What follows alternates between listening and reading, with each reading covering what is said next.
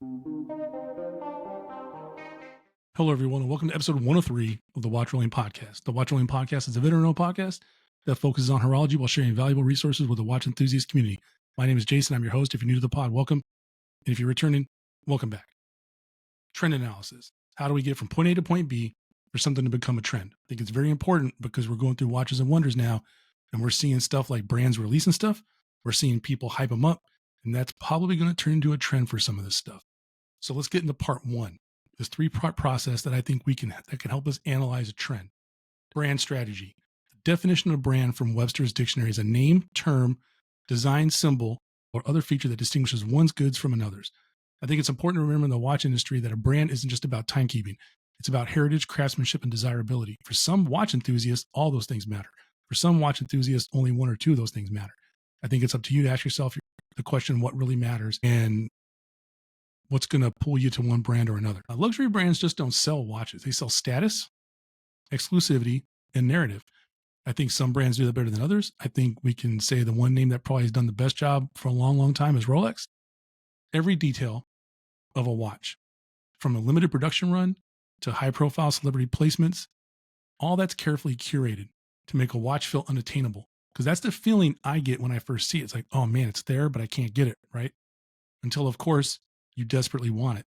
And then a lot of us do a lot of stuff to get the watches that we want, myself included. But how does the brand get their message out there? And I think it's important to realize the easy, low-hanging fruit nowadays are influencers.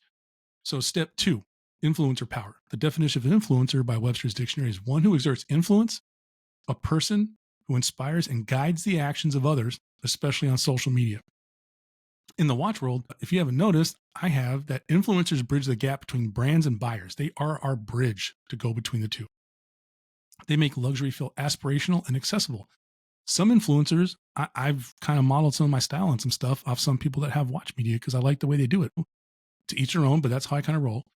And I think it's important to think about your favorite watch influencer, though. Are they at an exclusive event, that only they attended along with some other people? Did they get a limited edition timepiece that they unboxed first, right?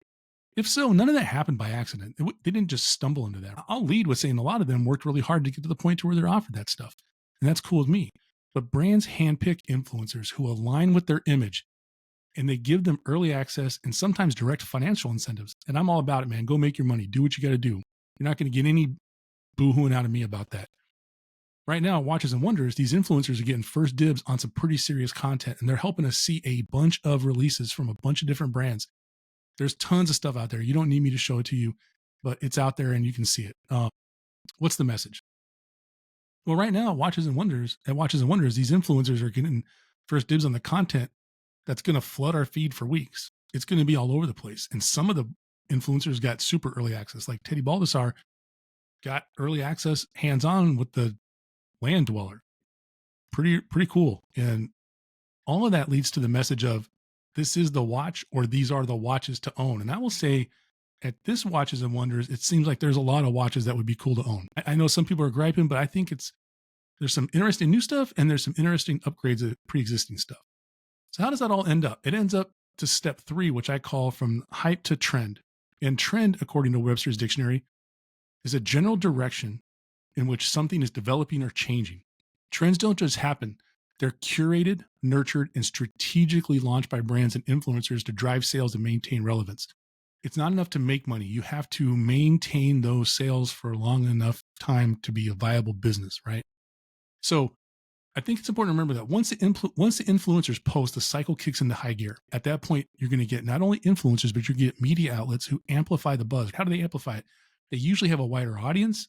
They usually have a more diverse audience, and they usually have the ability to pump out more media in a much more, I don't want to say professional manner, but from a professional direction, like their own dedicated channel with multiple influencers in the quote unquote employees, but influencers just the same in their channel. When that happens, we see all kinds of crazy stuff happen. Resale prices skyrocket on pre-existing models of the new model.